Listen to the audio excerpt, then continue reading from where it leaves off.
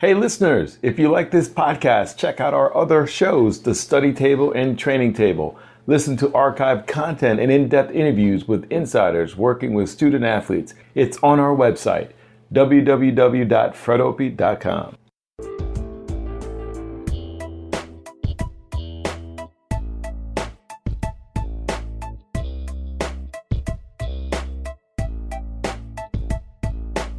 Welcome to the Dinner Table, a discussion with food as a lens into cultures and societies. I'm your host, Fred Opie. Today we talk with Yale professor of history and North Carolina native Glenda Gilmore. Gilmore recalls the political culture of Gilford County, where she grew up, and the county's rich history of barbecues, fish fries, and supper clubs as part of the political scene. Enjoy the show. What were the most popular food-related events you attended growing up? I believe that you can historicize these food-related events in a kind of cyclical way. I think there were probably more of them in the 50s and early 60s, fewer of them in the 80s, early 90s, and then I think there's been a nice resurgence of food-based events in the past 10 or 15 years. When I was a little girl, food was a major part of culture and coming together, and that, in the 50s and early 60s. So the annual fireman's barbecue would have been a huge event where they had Brunswick stew that they had been cooking for days with both rabbit and squirrel in it, which made it even better. And everyone in town went. It was sort of high culture mandatory event. And hilariously, we used to get dressed up to go to the fireman's barbecue and eat on wooden tables outside. Was that one of those places that a politician would show up during election season, as a way of meeting and greeting and doing their stump at that type of event? Absolutely. Okay. And I didn't notice it so much as a child, but if they weren't there, there was something wrong. Okay. If they didn't show up handing out things and greeting people and shaking hands. There were, however, more overt political barbecues. There always have been, all across the South, and even back, the plantation owner, that was one way that in slavery, white plantation owners bound the poor people of the county to them, opening their house once a year for a big barbecue. Pork and pork go together in the South. Interesting. I got it. I'm thinking about the fireman's event. Integrated event or segregated event? Segregated. Okay. And I think that's really interesting because probably by the time I'm going to the fireman's barbecue, I know they're black policemen. Mm-hmm. I don't know that they're black firemen in 1957 or so. Mm-hmm. Mm-hmm. So there would be a different, I don't know how that evolved as it went ahead and the firefighters were integrated. I do know that while black people didn't go to the fireman's barbecue, we went to the fish fries. White people went to the fish fries. And indeed were expected to go because you bought it. It's a Friday night fish fry? Friday night fish fry, right. Go to a community fish fry with someone we knew or something that had been advertised or a fundraiser or something like that to buy fish because white people didn't do the fish fry then very much at all or nearly as well. It would be a time that you would eat catfish when you might not ordinarily choose to eat catfish. And again, another one of those events where politicians would show up. Yes, absolutely. Well, then there's also also before elections, I'd forgotten about this, before elections, there would be in the days before an election, in every urban place, there's usually a black supper club in the South, one good one, really, fancy, where the black politicians would go. So traditionally, in either the day before the election or a couple of days before the election, all the white politicians would go to the black supper club, have dinner. Interesting. Meet the black politicians. Wow. Even as early as the 60s, even before there's in urban areas where black people were voting, that was a tradition to meet over food. The white politicians were mostly men, so that didn't present the problem of white women sitting down and eating. In Charlotte, for example, that would be the Excelsior Club. The white politicians pilgrimage to the Black Supper Club. Mm-hmm. When you're talking about these supper clubs, these are kind of white tablecloth, black running? Yes. Okay. Cocktail bars, dancing and bands, food. Do you remember at all any national candidates, presidential candidates coming through when you were growing up? No, they didn't. It was still a Republican, a Democratic stronghold still when you were growing up, I would imagine.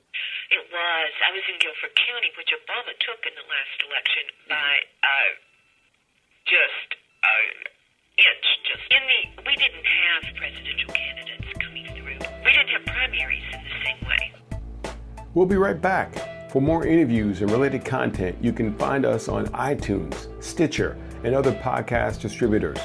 Also, check out our website at www.fredopie.com. Ask questions on Facebook at Frederick Douglass Opie and on Twitter at Dr. Fred D. Opie. For information about advertising on the show, please email us at fdopie@gmail.com. That's fdopie@gmail.com. If you're enjoying the show, check out the episode entitled Food and Politics in Ohio. It's on the Dinner Table show page. Tony Pacos is a Hungarian restaurant, Hungarian hot dogs and cabbage rolls, all that sort of good stuff. You will see when you walk in throughout the restaurant, encased in little glass rectangular casings, are hot dog buns signed by famous people. And there are a number of presidents. I'll bet you there's at least a half a dozen. Wow. Probably including almost everybody who's run in the last 2 decades. Now back to the show. What are the most common mishaps that Northerners make when it comes to Southern food? The most common mistake that people make is they buy the wrong thing in the wrong place. For example, they buy barbecue at Bojangles and skits at the barbecue place. They don't get the fact that it's not enough to think about Southern food and like it. You have to seriously locate it, pinpoint it in the region, on the map. They buy fish in the mountains. So, again, the lesson is that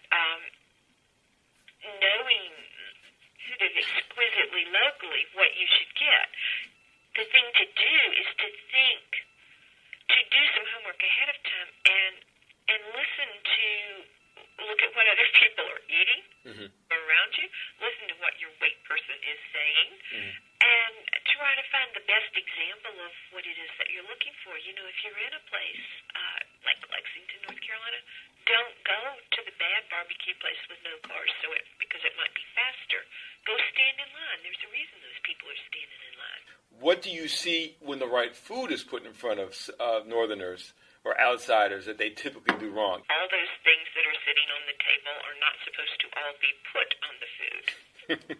And yet they won't know how to do that. I've had Northerners look at the hush puppies and say, "What are those little fried fish?"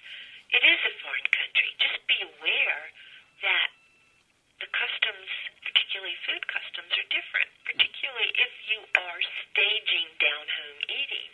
If you're going to go to a soul food restaurant, you need to at least know that you do want the collard greens. Mm-hmm. You probably don't want, what wouldn't you want? When in Rome, do as the Romans. Well, do your homework, watch what other people are doing, and then eat what's put in front of you. Mm-hmm. And don't say stupid things about it.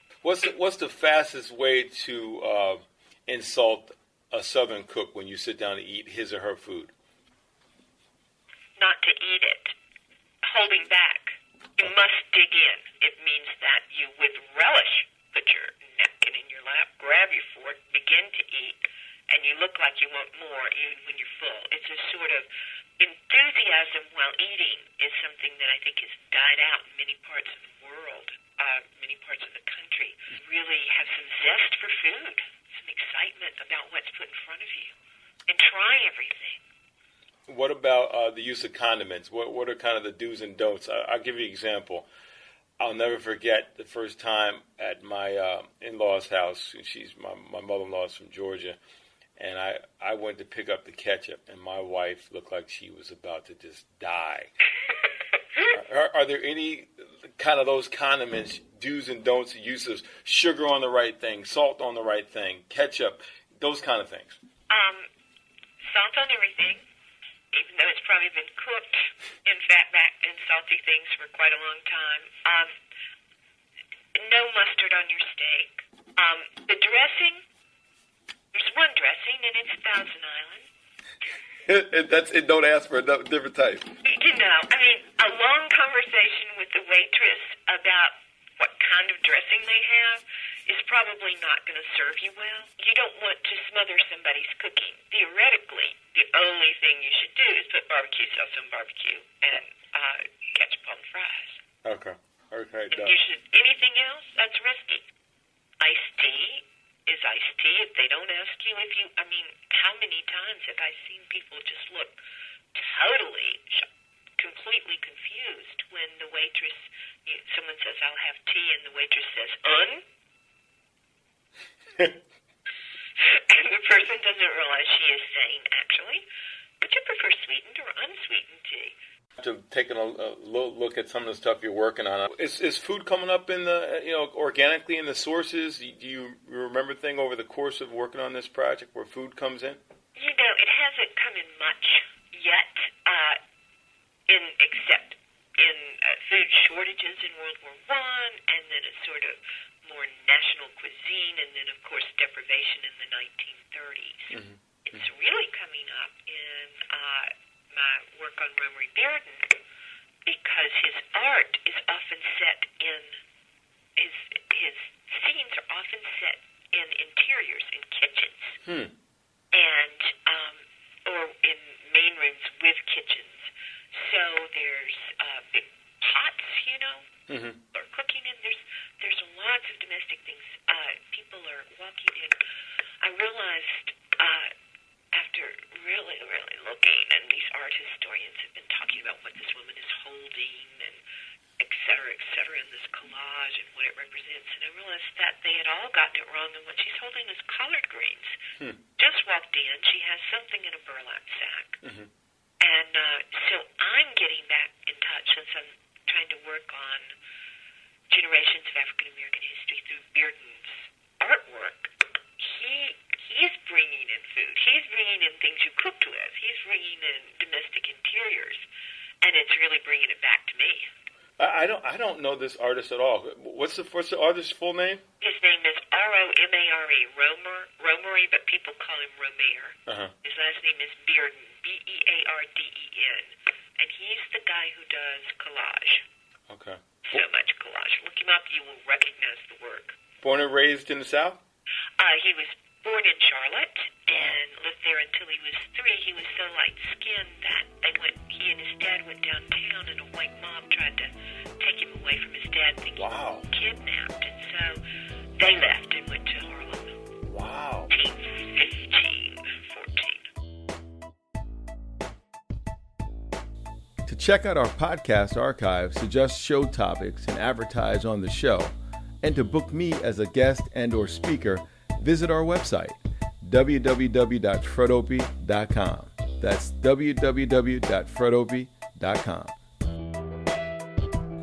For information about advertising on the show, please email us at fdopie@gmail.com. That's fdopie@gmail.com. Thanks for listening, and be good.